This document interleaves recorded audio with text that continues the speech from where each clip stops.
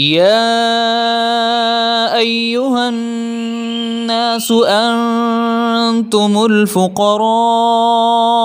إلى الله والله هو الغني الحميد إن يشأ يذهبكم ويأت بخلق جديد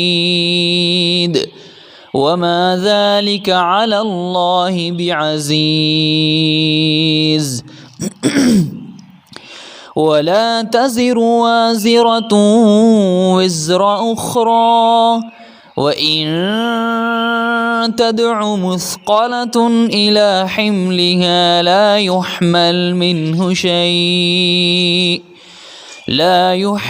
منه شيء ولو كان ذا قربى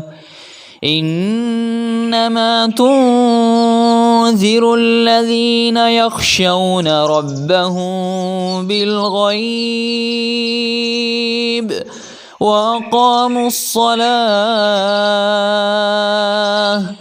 ومن تزكى فإنما يتزكى لنفسه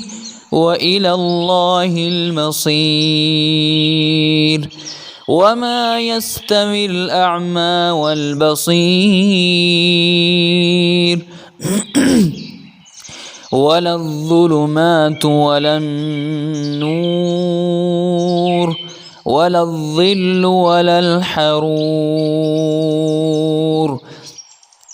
وما يستوي الأحياء ولا الأموات إن الله يسمع من يشاء وما أنت بمسمع من في القبور إن أنت إلا نذير إنا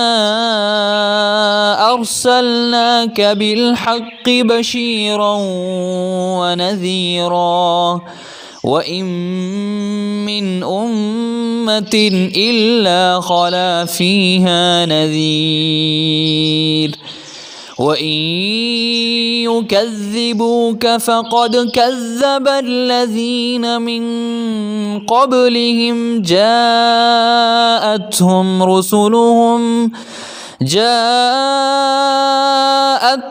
رسلهم بالبينات وبالزبر وبالكتاب المنير